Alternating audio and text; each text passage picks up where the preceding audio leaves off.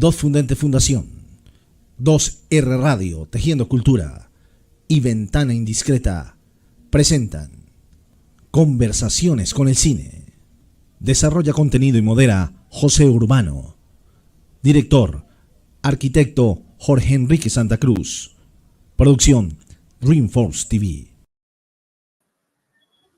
Bien, buenas noches. En estas conversaciones de cine, hoy tenemos a un invitado caleño, un realizador de larga trayectoria, el maestro Fernando López. Fernando, buenas noches. Fernando. Buenas noches. Muy bien. Hola. ¿Qué hubo, José? ¿Qué más? Buenas noches, gracias por la invitación. Y bueno, aquí estoy para que charlemos de lo que sea, para los que sea.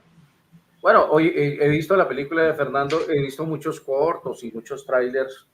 Ya habíamos hablado de su obra, pero aún cuando la última vez que hablamos de tu obra, pues no habías hecho este largo.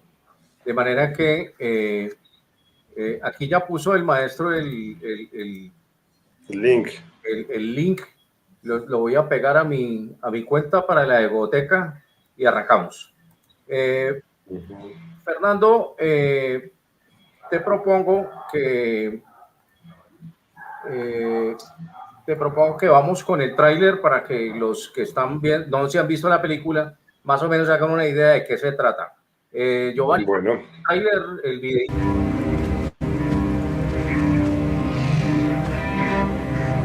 Por la misericordia de Dios. Esas tumbas son de personas que mataron atrozmente. Decapitado con señales de tortura. Un Padre nuestro, por el eterno descanso de las benditas almas del purgatorio. Buenas noches, primero. Ahí quedó el descabezado. Yo tengo que hablar con usted. Usted necesita saber lo que su esposo quiere decirle, ¿cierto? Yo no sé si yo creo en esas cosas, Animero. Pues a eso vengo, a enseñarle. Primero, ¿usted qué hace por aquí? Sobre el descabezado, quiero devolverle la cabeza. Es peligroso. ¿Usted cómo hace para soportar tanto horror que llega con los muertos? Yo creo que lo que más hago en realidad es honrar su sufrimiento en el momento de la muerte. Los muertos se confunden buscando su camino y se le pegan a las personas buscando ayuda. Lo que pasa es que yo tengo una conexión muy importante con ellos. Querer que él regrese, pero al mismo tiempo saber que ya no es posible, que yo no sé si yo quiero volver a verlo. Yo me voy a pudrir en el infierno y yo no quiero eso. ¿Usted no da cuenta que metió la boca del lobo o qué? ¿Usted qué trae ahí? Busco al moro. ¡Al moro! Cuando quieren algo de nosotros, es que no hay nada peor que tener un muerto de enemigo.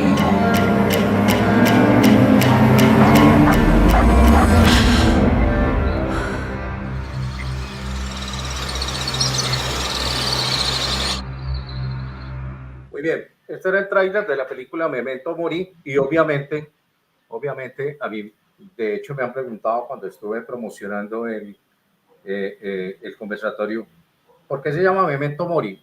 Maestro, hablemos de la palabra Memento Mori. Bueno, Memento Mori es una frase en latín que diría o traduciría recuerda que vas a morir o recuerda que eres mortal.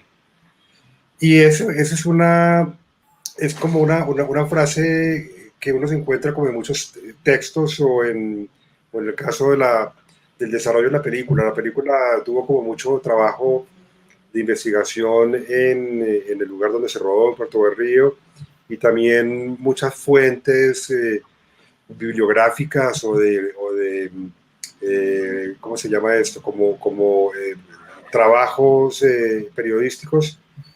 Y esa palabra yo la encontré en un par de ensayos, por ejemplo, y creo que para mí resumía muy bien eso, que era como la historia que había detrás de la película y de lo que movía como la intención detrás de la película. En la película aparece un cuerpo descabezado, ¿no? Estamos hablando de la violencia del Magdalena Medio, como finales de los 90s y cruzando el 2000 ya, y el río Magdalena todavía lo siguen haciendo, pero en esa época fue como más cruel. tiraban muchos cuerpos desmembrados, mucha gente descabezada, o cuerpos desmembrados, sencillamente. Y esos eran como las advertencias que hacían todos estos señores allá, ¿no? Todos esos patrones, estos personajes paracos, para intimidar a la gente. Y esos mensajes son un memento mori, ¿no? Es un mensaje que le dice a la gente: pilas, recuerda que eres mortal, recuerda que vas a morir, ¿no? Era, digamos, la película tiene como mucho trabajo de simbología, y para mí era como que el nombre, que entre otras, pues es un nombre muy sonoro, ¿no? Memento mori, ¿no? Habla de la muerte, habla de la memoria, asociado también como a esa idea de lo que significa en latín, de las advertencias que mandan estos personajes, y que siguen mandando pues en estas zonas. Era como un buen título para mí. No, hay que aclararle a los que están conectados que no es una película de terror al uso en el sentido de Damián la profecía, ni es una película satánica, aunque algunas personas viendo el tráiler lo crean, ¿no? No es una película de ese corte. Y Fernando, rápidamente, vamos a, Giovanni, por favor, los cuadritos.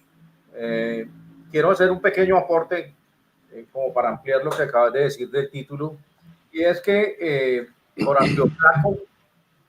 Horacio Flaco tiene un texto, estamos hablando de 440 años antes de Cristo, tiene un texto, es un poeta latino que se llama Las Odas, ¿no? Lo que hoy se llamaría aforismos, pero en ese tiempo no le decían aforismos, no odas.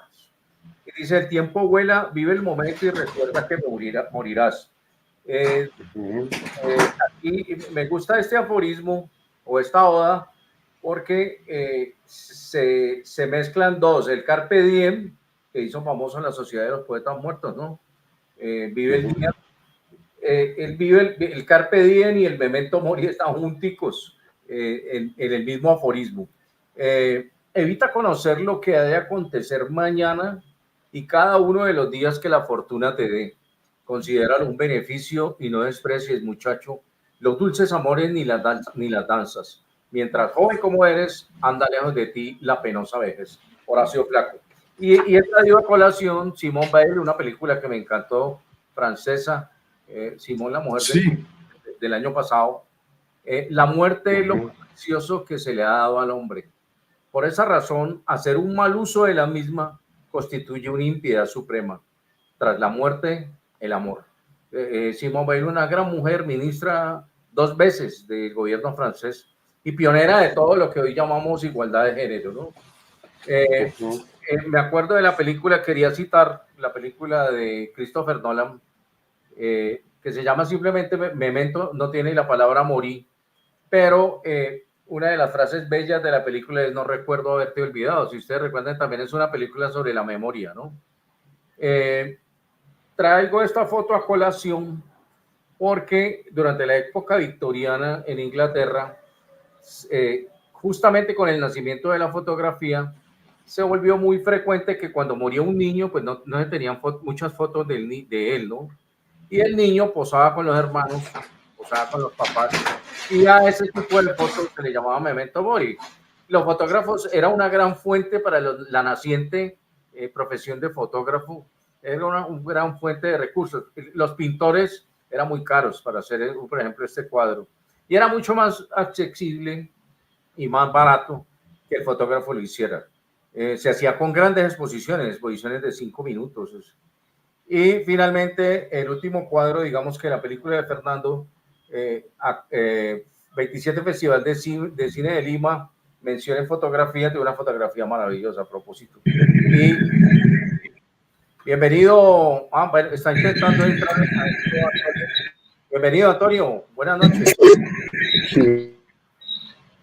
Bueno, mientras él lucha por ingresar a este mundo de los vivos, Antonio, a propósito, está en el limbo, Antonio está en el limbo, y nosotros como animeros vamos a tratar de traerlo y que libere el alma. 14 Latino Iberian Film Festival of Yale en New Haven, Estados Unidos, donde ganó mejor película.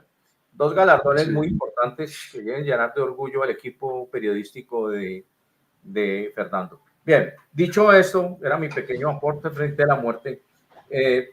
Quería arrancar el conversatorio, lástima que no está Antonio, que no ha podido entrar.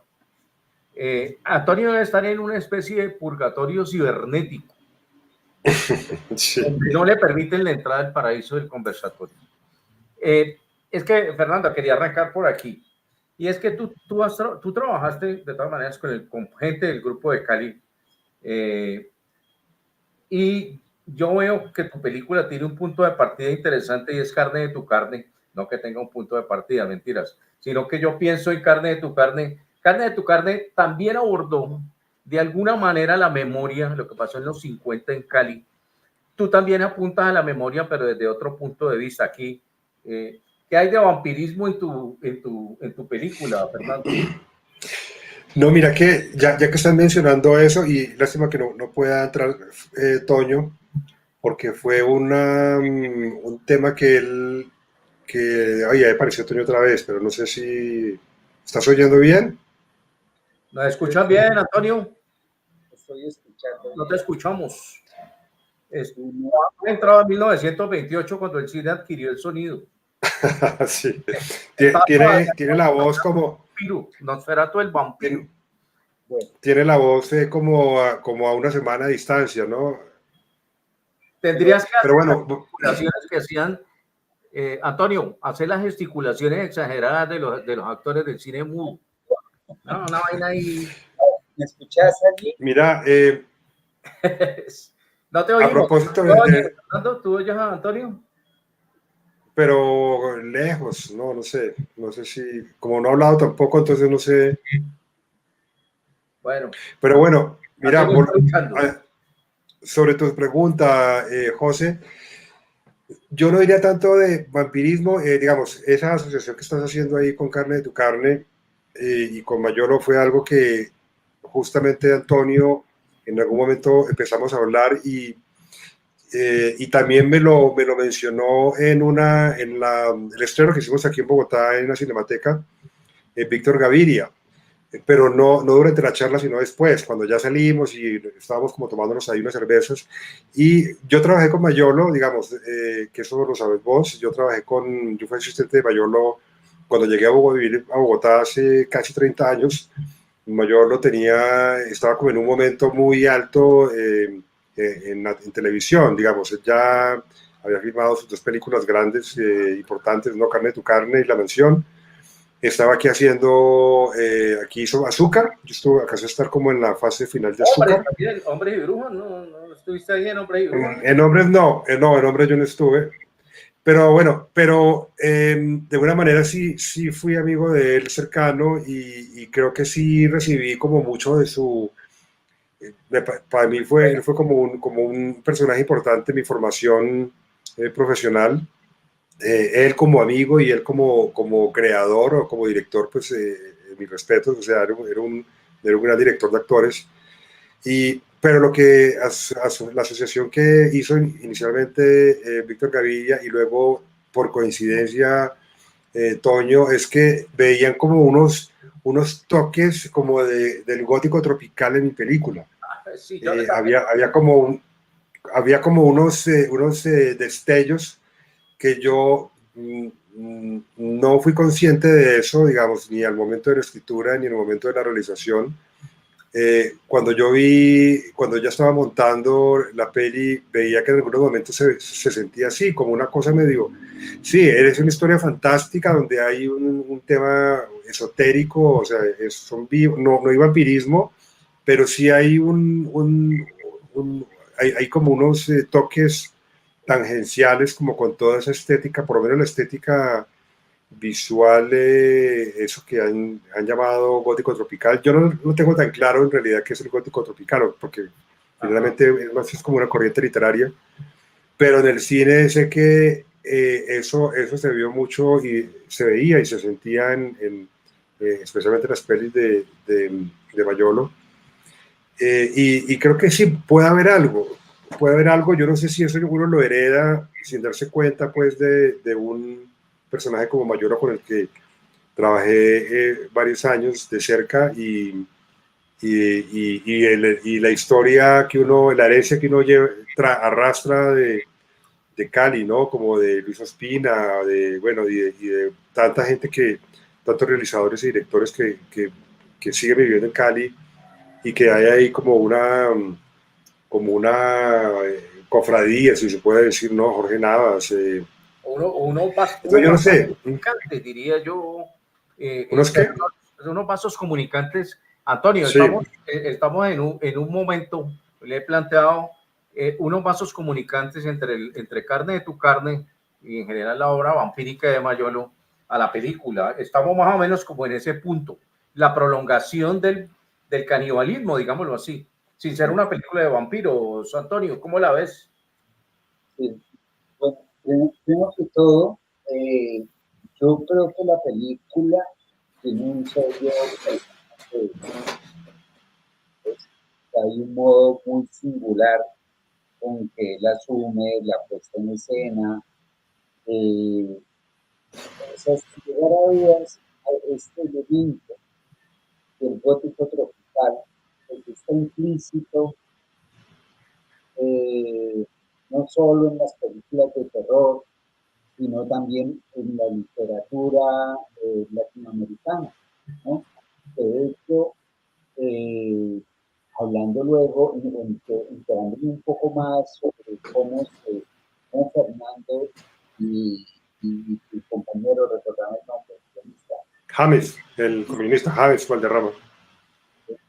Pero mira, hay un tema de Rulfo, ¿no? Porque en el fondo, este tema de convivir con los muertos está también relacionado con nuestras comunidades ancestrales, en general, con gran parte de las comunidades ancestrales de América Latina, de Guisar.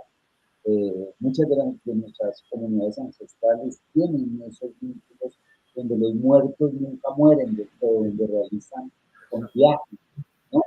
Entonces, yo lo que veo es que, claro, hay una perspectiva, hay un tratamiento estético en el que uno lo puede asociar a la propuesta de Mayolo, ¿no? Que prácticamente él empezó como a asumir, desde la perspectiva cinematográfica, esa herencia, ese tratamiento que de alguna manera lo apropió Mutis en su obra y porque fíjate que el gótico tropical, aunque uno podría decir que ya estaba latente Carne de tu carne, pero cuando uno realmente lo siente más en la mansión, ¿no? O sea, hay un elemento poético que atraviesa esa historia y es la tierra caliente, ¿no?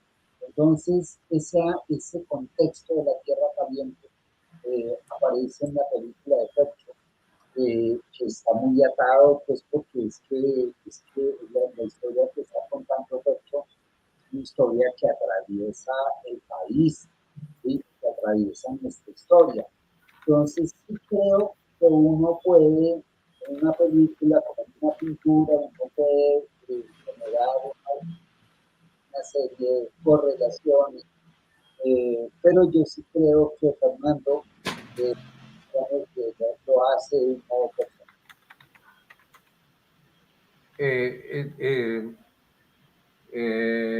Fernando, para darle un contexto a la gente, el río Magdalena es uno de los protagonistas de la película. Yo diría que es una de las columnas vertebrales. El río como personaje.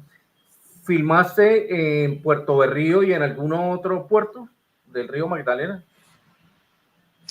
No, la historia se centra en lo que ocurrió en Puerto Berrío. Digamos, es raro porque es una película, sin ser una película documental, pues quisimos como mantener la mayor como fidelidad con los espacios, o sea, desde el cementerio, en donde ocurrió como todo ese tema de los escogidos, como todo ese ritual tan extraño, pues, y tan fantástico. el puerto que se ve ahí del Magdalena, ese puente que también es como un protagonista, que es un puente emblemático de los años 40, finales de los 40, el río, bueno, toda la película y todo lo que se cuenta es bastante documental, entonces decidimos como rodarlo todo ahí. En la película hay como unos avances sobre el río, se supone que el animero, que es nuestro protagonista, hace como todo un viaje atravesando el río, yendo de un punto a otro muy distante, y bueno, ese también lo hicimos como en un tramo del río Magdalena, obviamente cercano a Puerto Berrío, no tan lejano por efectos de producción, pero es que ese río tiene una cantidad de lugares que no están visibles, sino que tienen como unos caños, ¿no? Como unos eso se llama así, como unos caños en el que se mueve también mucha comunicación y también como mucho contrabando, ¿no? Y en el que se mueve también droga o armas, ¿no? Entonces quisimos mantenernos en solo ese lugar, porque básicamente la historia se centra es como en los hechos que ocurrieron en Puerto Berrío, más o menos desde principios de los 90 hasta mediados del 2000, del 2005, más o menos fue como todo este fenómeno de adoptar muertos ajenos, ¿no? Antonio, ya que tú mencionas, digamos, el soporte literario, hay una cosa que a mí me pasó a mí, no sé si te pasó a ti, y es que uno, como en Pedro Páramo, uno dice, ¿quién está vivo y quién está muerto? Creo que este personaje está muerto. No, tal vez está vivo. ¿Tú sentiste esa cosa rulfiana en la película, Antonio? Sí, yo creo que la película, además, hay un interés verbal, visual, sonoro, y la película está muy bien cuidada a nivel sonoro y a nivel visual, o sea, uno tiene esa idea justamente, o se reafirma, es cuando hay un plano hermosísimo sobre la superficie del río, se ve esa antigüedad de este personaje, ¿no?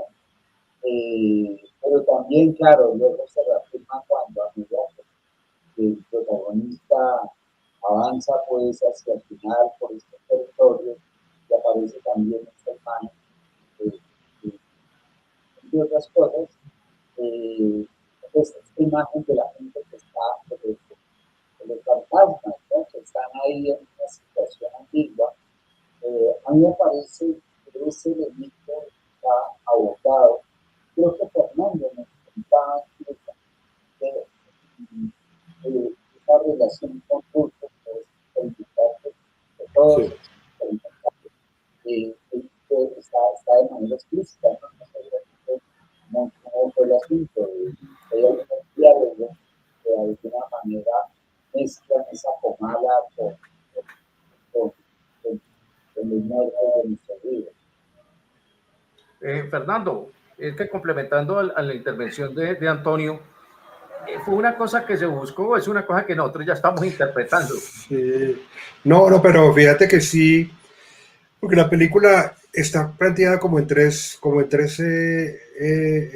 instancias, ¿no? Como en tres planos, yo lo diría así, ¿no? O en tres dimensiones, si se puede decir. O sea, primero es como una dimensión realista, digamos,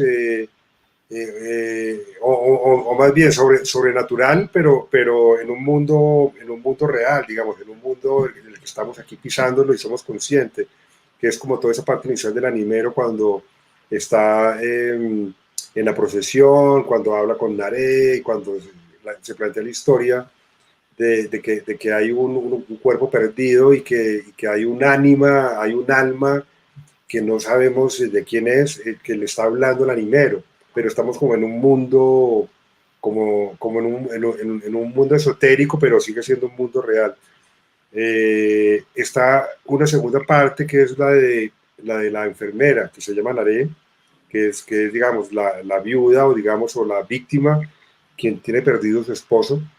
Pero y ahí también está el mundo del médico, ¿no? Del médico forense, que es un poco como la realidad cruda, digamos, sin tapujos. Ahí ni siquiera está lo esotérico ni está lo mágico, sino es lo que ella, que es un poco como se plantea el personaje, un personaje escéptico, ¿no?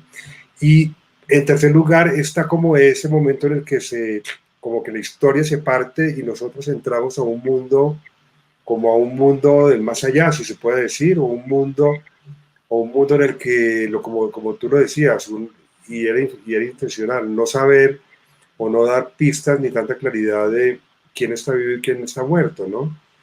Digamos que la película siempre se planteaba, era, bueno, ¿cómo hacemos para que el animero, la historia del animero, para quien no se ha visto la película, el animero es un personaje de la tradición paisa antioqueña, muy antiguo, que es el que tiene como la capacidad de hablar con las ánimas, sí, las ánimas del purgatorio, y sacarlas a pasear del cementerio durante todo el mes de noviembre. O a través de rosarios y letanías, pues hablar, pero su misión es como sacar a pasear las ánimas, sacarlas a pasear durante una hora al pueblo y llevarlas de nuevo de regreso al cementerio. Y lo que se planteaba en la película era, bueno, ¿cómo hacemos para que ese animero nos muestre cómo es que habla con esas ánimas, ¿no? O cuál es la conversación que podría tener con esas ánimas, ¿no? Y era llevarlo hasta allá, ¿no? Y era como que él atravesara como esa dimensión de la realidad, del mundo físico, a un mundo espiritual, si se puede decir, pero un mundo espiritual en el que no todos son santos y todos son buenos, ¿no? Es el mundo en el que también está la maldad, ¿no? Y en donde hay todo tipo de víctimas, ¿no? Antonio, es que a propósito de lo que plantea Fernando, no sé si te pareció que la película por un momento es fantástica completamente y por otro lado es casi un noticiero, porque es que está la ciencia del médico, es la cruda realidad de un hospital de pueblo, ¿no? El hospital universitario Sí. sería prueba de esa cosa tan descarnada de nuestra tragedia, ¿no? Pero por otro lado, vamos a casi un mundo surrealista y volvemos a un mundo hiperrealista prácticamente. No sé si te dio esa sensación, Antonio. Yo creo que eso es de las cosas fundamentales de la película, ¿no? Porque es que yo estaba escuchando a Fernando, yo siento que ese desafío de hablar con los muertos, porque de alguna manera nos permite también a nosotros como espectadores mirar ese acto tan complejo de hablar con los muertos en un animero, entre otras cosas, puede ser como la metáfora de la búsqueda de la paz en este país, desde ese proceso de buscar a través de la memoria, esa búsqueda de la verdad, que es un personaje que está buscando la verdad a su manera. A mí me parece que ahí hay una cosa clave y es, por un lado, la importancia de la película en el sentido de hacer visible este tema tan jodido de los desaparecidos, ¿no? Y es muy importante que justamente ese tema se aborde desde la perspectiva poética, pero también desde ese ámbito realista. Y esa es una de las virtudes que tiene la película, es uno de los desafíos también, porque es fácil, es relativamente fácil exponerlo, pero hágalo. Y ahí es donde Coco, el protagonista,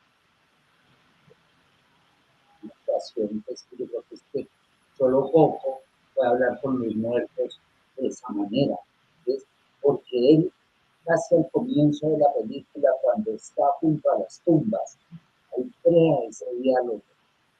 Y yo creo que ahí se engancha uno con esa lógica real, porque hace parte de Coco pero por otro lado, también que se anima a través de una propuesta poética. Entonces yo sí creo que esa ambigüedad es fundamental. Yo creo que ese texto te digo, esa necesidad de buscar la verdad, de abordar ese tema tan complejo, ¿sí? Porque cada vez que, digamos, la verdad se ha dicho, era muy cerrado ese tema.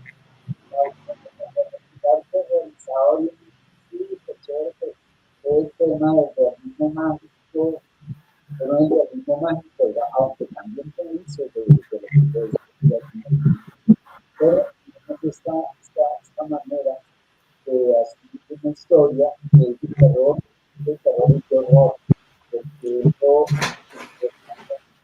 con, no solo con la convención, digamos, de lo que es el terror, sino esa relación también de historia que es con aves descompuestos, ¿no? Es una historia complicada, en ese sentido me parece que la propuesta sale bien tirada y hay una mirada singular de Fernando para justamente interpretar esto desde su propuesta audiovisual, sonoro. Creo que hay muchas cosas que son obvias, siempre sonoro, cuando no lo se me va llevando, uno piensa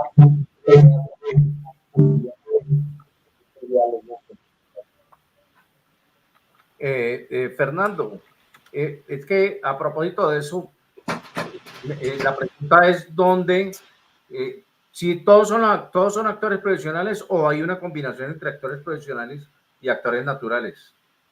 No, es una combinación de actores profesionales, los principales, ¿no?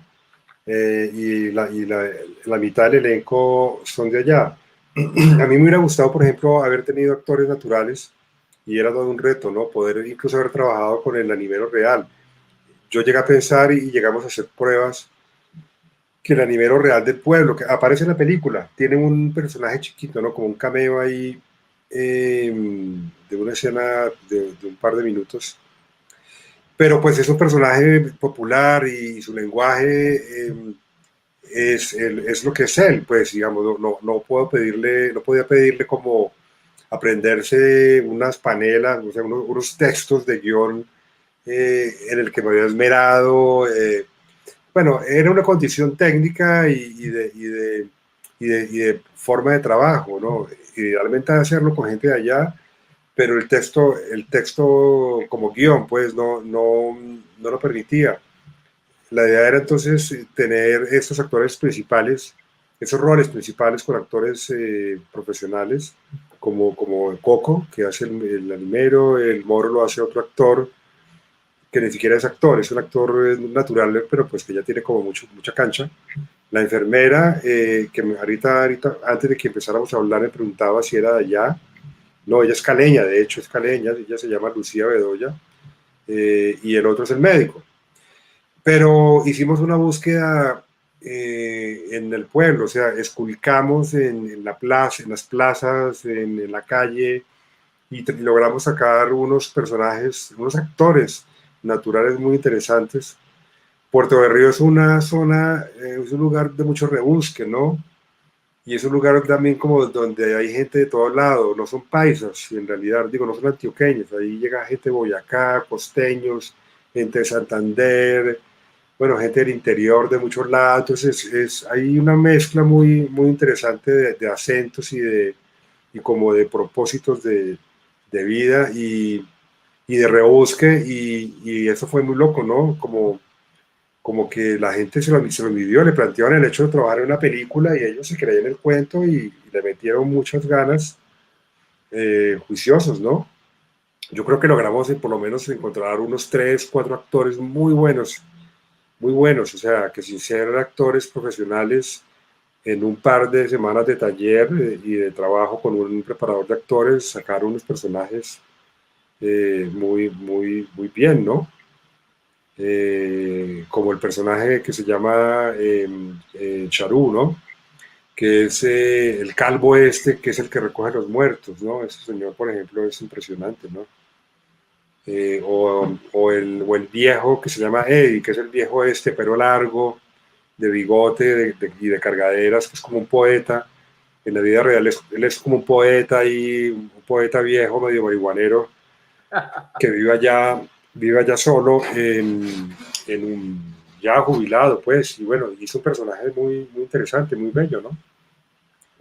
Mira que, a ver cómo te hago esta pregunta sin dañar la trama de la película, pero es una cosa que me pasó, y es que el síndrome de psicosis, y es que, ¿te acuerdas que en psicosis uno de los grandes problemas es que la protagonista muere a los 20 minutos? Y le decían, ¿cómo le estamos pagando un dineral hasta Janet Leigh para matarla a los 20 minutos? Y eso desde el punto de vista económico, pero desde el punto de vista dramático viene un problema. Y es que la gente viene con ella, te la matamos, ¿con quién seguimos? Aquí hay una cosa que me llamó mucho la atención, y es que no hay un protagonista absoluto. A veces es a veces es el otro, porque hay películas donde uno dice, este es el protagonista, ya, y todo lo demás son subtramas. ¿Cómo fue esa decisión en el guión, Fernando? Sí, pues digamos que esos son al momento de plantearse la historia y cuando ya teníamos claro qué contar o por dónde empezar a indagar. Claro, éramos conscientes de que matar al personaje a los 30 minutos, bueno, en el caso de esta película creo que muere un poquito más adelante, a los 35 minutos, sí. Pues es un poco como los riesgos que uno corre al momento de escribir y pensar en la historia. Pero eso no era gratuito, porque también la idea de haber empezado con la película con una especie como de resurrección. Bueno, mucha gente puede verlo, es como un zombie que se está levantando, de la tumba. En realidad, en la película es una resurrección, ¿no? Es un volver a nacer. Y eso como punto de partida de la película, y la película empieza, uno se va con el animero un poquito, lo matamos a los 35 minutos y es como, bueno, generar como esos cambios de mirada sobre la historia, como es una historia que creo que tiene como muchas capas, ¿no? O así lo veo yo, ¿no? Pues es el tema de los escogidos como un ritual bien especial, pero también está el tema del duelo, es el tema también de la dignidad, ¿no? De por qué este personaje termina resucitando o volviendo a la vida para digamos, no perder esa tarea que tiene en su cabeza, que es devolver la dignidad a ese muerto. Entonces eran como que esas capas necesitaban que uno se pudiera como centrar en ciertos momentos. Entonces matar al animero en ese momento era un riesgo, pero éramos conscientes que, bueno, pues que necesitábamos hablar un poco de la enfermera y de su drama. Y luego entender por qué está tan asociado la enfermera Naré con el animero, ¿no? Y finalmente, pues luego retomamos la historia del animero cuando es el momento, ¿sí? Antonio, fíjate que no sé si tú conoces la historia de Marsella Risaralda, donde el río Cauca forma unas letras S, y de tal manera que los muertos, todos estos muertos de por acá finalmente paran en Marsella Risaralda, y el fotógrafo, que es un tipo muy inteligente y muy solidario, le tomaba la foto al muerto. Había una señora que le enterraba al pie del río con la cruz, con el número que tenía la foto y con una descripción por si algún día llega alguien de acá de Cali, porque la gente se iba arriba o abajo buscando, y en algún momento llegaba a Marsella y allí podían identificar a los muertos, ¿no? Eso fue todo un bororó, porque se dispararon las cifras de homicidios. El DANE tiene en cuenta dónde aparece el muerto, no dónde lo mataron, porque no se sabe dónde lo mataron. Y entonces un paramilitar que manejaba el pueblo en aquel momento dijo, no, me da el favor y vuelven y los empujan. El fotógrafo murió y yo no pude averiguar quién se quedó con ese archivo. Estamos hablando de más de 20,000 fotos. Es un archivo de muertos NN. No todos aparecieron familiares. ¿Tú conoces esa historia, Antonio? No la conozco, me parece parece brutal. Creo que lo que pasa es que cuando nosotros vemos la película de Pesca, el drama de los desaparecidos en este país,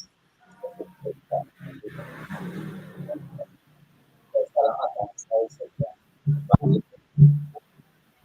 Dice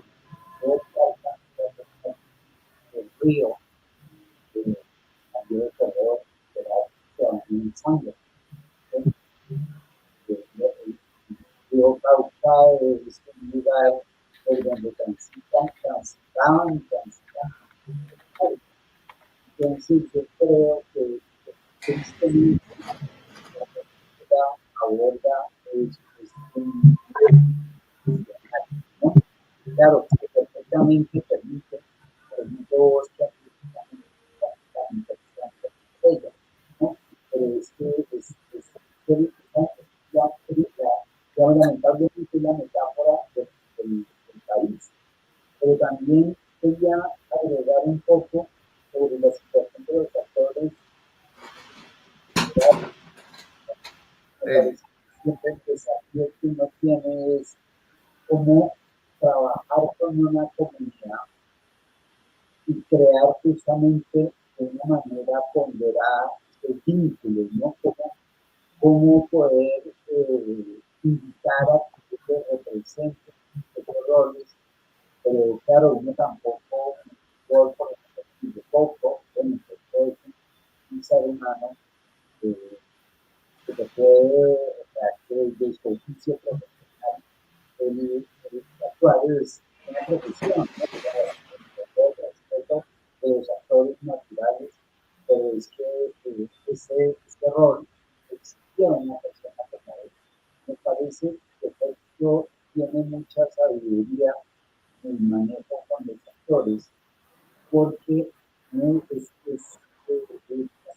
Hay una especie de emparejamiento que a veces bajar a los actores profesionales y tener los actores naturales como un diálogo donde uno como espectador nunca está pensando esto es natural, tiene otras cosas, aparte de poco, en general, que la actriz y los actores son relativamente nuevos, ¿no? En general, o sea, no son las actrices también de la película. Y da mucha pasada se maneja de una manera muy respetuosa, muy delicada, la historia, apoyándose en las voces de la gente del arte, pero también invitando a otras figuras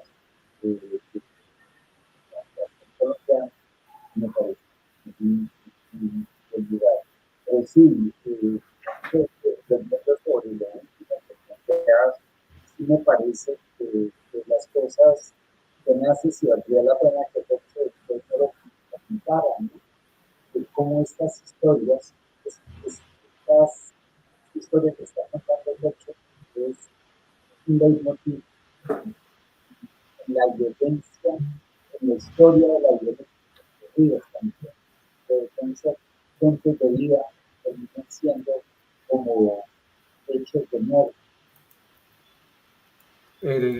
Fernando, el río, digamos, el río como, hay una cosa que, por ejemplo, en el río de las tumbas de Julio Luzardo, este río que trae la vida, pero que es un río también que trae la muerte. Es una de las contradicciones que tienen los ríos en Colombia, el río Cauca aquí en el Cali. ¿Cómo fue, digamos, esa dualidad frente al río en el rodaje? Claro, es que por supuesto que la gente de Puerto Berrío tiene una relación indivisible con el río, pues o sea, ellos nacen y están metidos en el río desde chiquitos, ¿no? Es lo que vos decís, es el que les da la vida, cuando en algún momento solamente la mayor parte eran pescadores, pero bueno, pero también es por donde llega el progreso, ¿no? Por ahí el río Magdalena en ese punto fue fundamental, era un puerto muy importante como en el trayecto del Atlántico, digamos, de Barranquilla hacia el interior, ¿no? Hacia Honda específicamente, era como un punto intermedio y eso fue lo que permitió el desarrollo. Pero cuando aparecieron y se volvió como el vertedero de muertos, claro, la relación con el río cambió. En algún momento, fíjate que lo contaban los habitantes de Puerto Berrío, cuando habían tantos muertos y aparecían tantos cuerpos como desmembrados, la gente empezó a cogerle asco como al río y particularmente como a la producción de pescados. Obviamente pescaban, pero la gente ya no comía pescado porque les daba como pensar que muchos de esos pescados habían roñido y habían comido carne humana. Digamos, la relación con el río se volvió medio tortuosa porque ahí apareció muerto su padre, porque por ahí llegó, porque fue un trauma para mucha gente ver muertos y cuerpos flotando. Y eso cambió, fíjate que en cierto momento, ¿no? Pues ya como finales de los 90, ¿no? Como enfrentarse a la imagen del río ya de otra manera.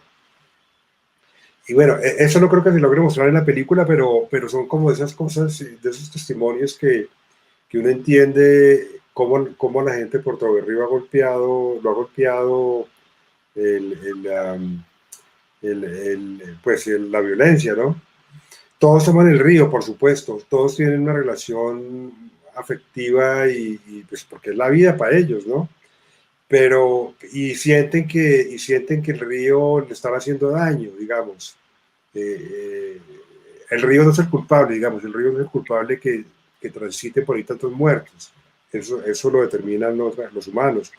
Pero todo el mundo siente que de verdad lo están tratando mal, no solamente por el lado de la violencia de los cuerpos, sino como de otro tipo de explotación, ¿no? Entonces, me refiero como a esos, los areneros estos, ellos me llaman, tiene un nombre específico, los que sacan como toda esa parte baja del río para material de construcción. Y eso le hace mucho daño al río. Entonces se resume como que el río, por supuesto, es demasiado importante para la gente de Puerto Berrío. Y en la película, pues, quisimos como que fuera un protagonista. El puente, por ejemplo, en la película el puente es también un personaje muy importante. Ese puente tiene un significado para ellos fundamental, porque también lo comunica con otro departamento. Mucha gente vive en Santander, pero pues trabaja en Puerto Berrío, ¿no? Puerto Olaya, digamos, el primer puerto en la película, Puerto Olaya es donde vive el animero, ¿no? Que es como cruzando el río, pero está conectado con el pueblo. Entonces, y ese puente pues también tiene un poco como la función en la simbología que maneja la película, es también como es la idea de esa comunicación que hay entre los vivos y los muertos. Es el puente que transita el animero, ¿no? Es como ese lugar que comunica esos dos mundos, el mundo espiritual del mundo material, ¿no?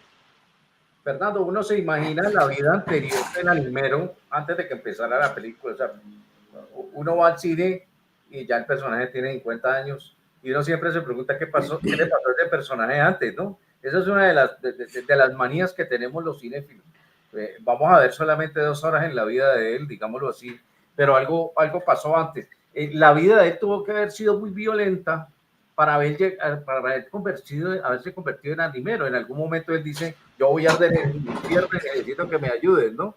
Es decir, que Sí. de alguna manera él llegó allí por muchas culpas y por a lo mejor crímenes que cometió, ¿no?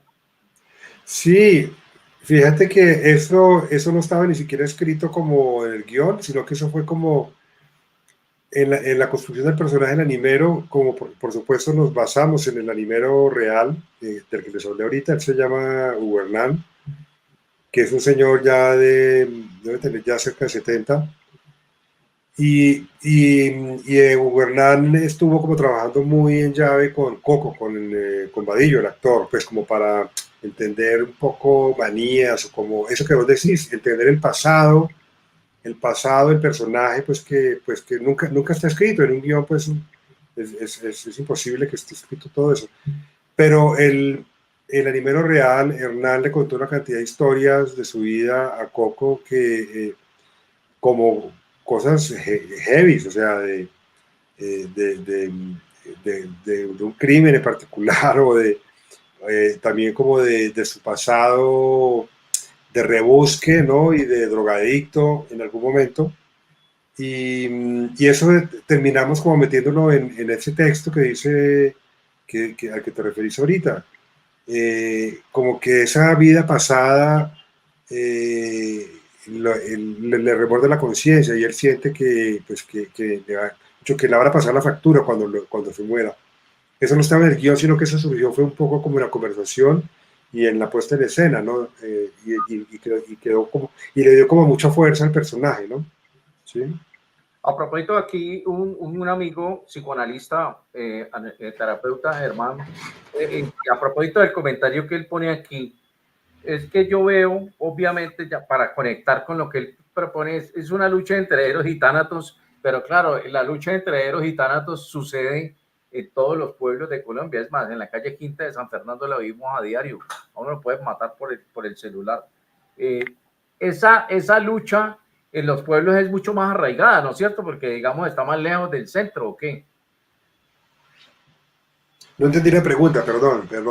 Esa lucha entre la vida y la muerte, héroes y tánatos, para utilizar dos términos del compañero psicoanalista Germán, esa lucha entre héroes y tánatos en un pueblo apartado como Puerto de Río es más intensa que aquí en la calle Quinta, pues digamos, allá hay menos días y menos ley, ¿o no?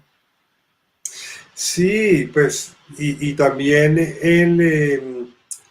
como el ambiente político de estos pueblos, ¿no? Como obviamente no es provincia, no hay mucho control, digamos, no hay mucho control como del comportamiento de quién impone la ley, pues en teoría, pues sí, es un alcalde y la policía, pero pues en realidad ya sabemos quién es el que manda la parada en esos pueblos y Puerto de Río, pues en algún momento fue como la capital paramilitar, ¿no? En la época uribista, ese era el punto,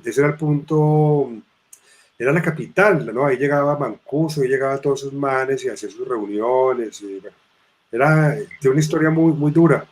Entonces, por supuesto que es más frágil la vida ahí, yo diría, o sea, uno está un poco más en la deriva del clima político, de si un día un man se levanta de mal genio y le quiere dar un tiro al primero que se le atraviese. Es un poco pues como el oeste, ¿no? Como el viejo oeste. Digamos, eso ha cambiado, eso ha cambiado, eso digamos que pasó en los 90s y cruzando el 2000, pues, como que había el porte de armas, eso vale huevo, o sea, todo el mundo andaba armado. La policía y el ejército, pues, no tenía mucho control, ¿no? Era duro. Lo que cometen era que todo el mundo andaba armado, ¿no? Y con el arma a la vista, ¿no? Entonces era un lugar peligroso en realidad. A mí me gusta una cosa de algunos autores como tú, que de todas maneras yo siento que la película puede uno ser o no ser creyente en el más allá, puede ser ateo, lo que sea, pero sí la película apunta a la memoria histórica. Es decir, el cine de ficción al servicio de luchar contra el olvido.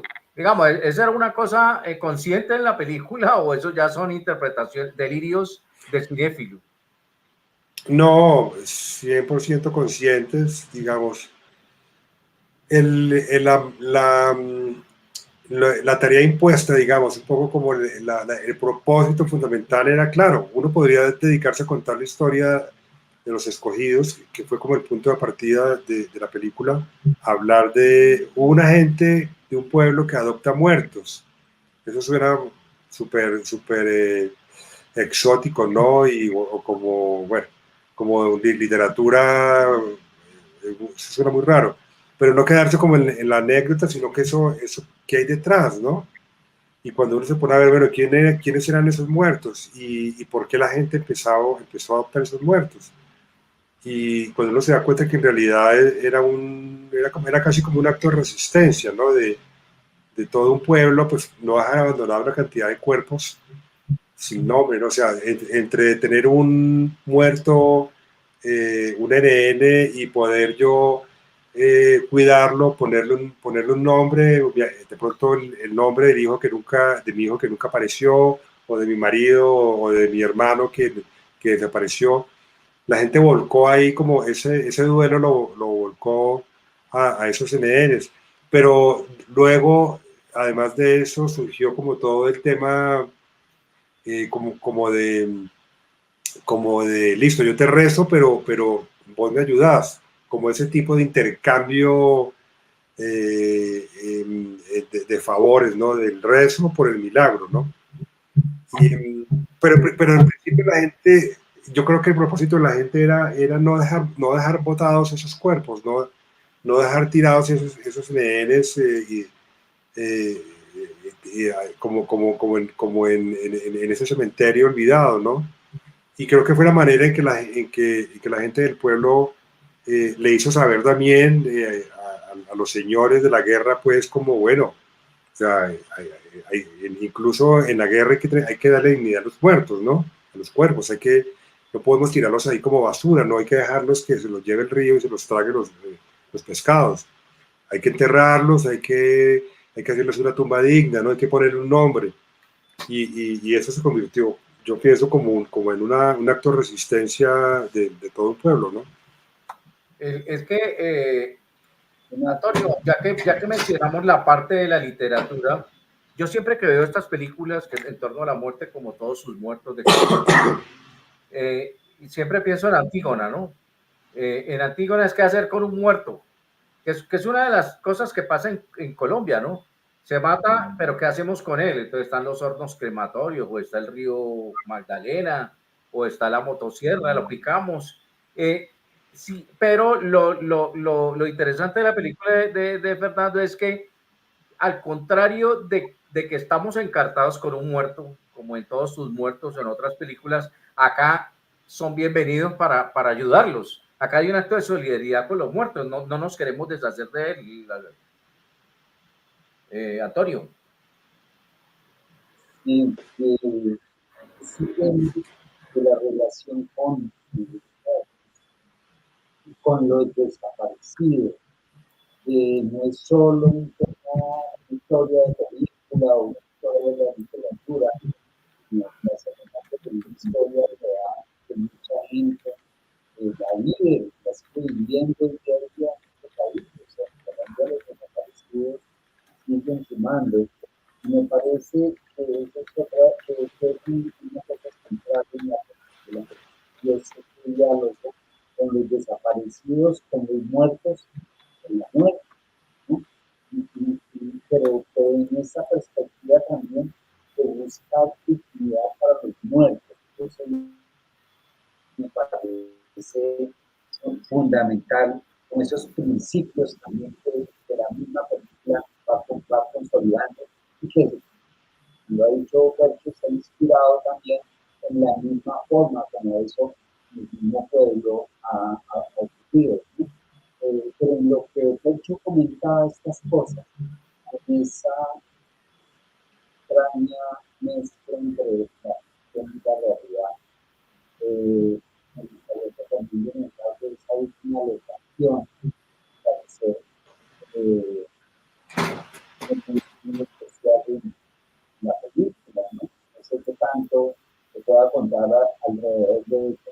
En esta casa se encuentra medio empotrada, medio de la selva, y que de alguna manera tenía también su pasado particular. Bueno, Giovanni, se nos acabó el tiempo. 9:15, que es la hora fatídica nuestra. Muchas gracias al maestro Fernando. Su película me encantó. Y los invito a que la vayan a ver. Si en Cali la dan en la tertulia, y si está todavía en cartelera en Bogotá, Fernando. Está en cartelera en la Cinemateca de Bogotá. Cinemateca Distrital en Bogotá. No se la pierdan, Memento Mori. Y los esperamos dentro de 8 días porque vamos a estar con la novela de moda y el debate de moda. En agosto nos vemos, la novela póstuma del maestro Gabo, y va a estar aquí uno de los que halló el manuscrito, don Gustavo Arango, profesor de Texas, de literatura latinoamericana en Texas, va a estar contándonos cómo fue que haya ese manuscrito y busca al hijo y le dice, mire, la novela es publicable, ¿para qué? Bueno, dentro de 8 días nos vemos con Gabito, somos de la iglesia García Marquiana de los últimos días. Creo que es fundamental. Estarán los 2 pastores de la iglesia conmigo, que soy un humilde feligrés. Entonces, muchas gracias, Fernando, muchas gracias, Antonio, ha sido muy chévere. Más que muerte, hoy hemos hablado de la vida también y de la memoria. De asistir a la película, o sea, lo fundamental para que las películas continúen, que la gente las vea. No solo que hablemos de cine, sino que veamos para poder seguir haciendo cine y seguir hablando de cine. Perfecto, muchas gracias a los invitados y muchas gracias a los que se conectaron. Nos vemos dentro de 8 días. Vale, gracias. Chao. En agosto nos vemos. No, dentro de 8 días en agosto nos vemos. Listo, Giovanni. Quedamos listos para la iglesia García Marquiana de los últimos días, muchos años después, frente al pelotón de fusilamiento. Giovanni, ¿podemos seguir hablando o nos vas a cortar? Estamos en tus manos. A propósito del conversatorio del próximo jueves, estarán 2 pastores de la iglesia García Marquiana, Fernando Jaramillo. Ojo que Fernando Jaramillo lo llamaba a Guau para preguntarle cosas cuando estaba escribiendo Vivir para contarlo, ¿no? Fernando, ¿cómo era que llamaba a mi novia Zipaquirá? Y entonces Fernando le contaba. A Gabo no le gustaba mucho navegar y buscar en Google ni nada. Confiaba más en estos pastores de la iglesia. Y estará Gustavo Arango, profesor de la Universidad de Texas, que se metió al archivo. Recuerden que la Universidad de Texas compró o adquirió todo el archivo de Gabo, cartas, manuscritos, y allí lo halló este tesoro en agosto nos vemos. Giovanni, ¿estamos listos para despedirnos? Todos sus muertos.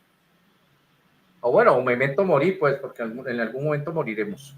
Muchas gracias a todos y memento mori. Y los invitamos a que lo vean. Giovanni, estamos en tus manos. Ya podemos despedir. Por la misericordia de Dios. Esas tumbas son de personas que mataron atrozmente. Decapitado con señales de tortura. Padre nuestro, por el eterno descanso de las benditas almas del purgatorio. Buenas noches, animero. Ahí quedó el descabezado. Yo tengo que hablar con usted. Usted necesita saber lo que su esposo quiere decirle, ¿cierto? Yo no sé si yo creo en esas cosas, animero. Pues a eso vengo, a enseñarle. Primero, ¿usted qué hace por aquí? Sobre el descabezado, quiero devolverle la cabeza. Es peligroso. ¿Usted cómo hace para soportar tanto horror que llega con los... 2 Fundente Fundación, 2R Radio, Tejiendo Cultura y Ventana Indiscreta presentaron Conversaciones con el Cine. Desarrolla contenido y modera José Urbano. Director, arquitecto Jorge Enrique Santa Cruz. Producción, Dreamforce TV.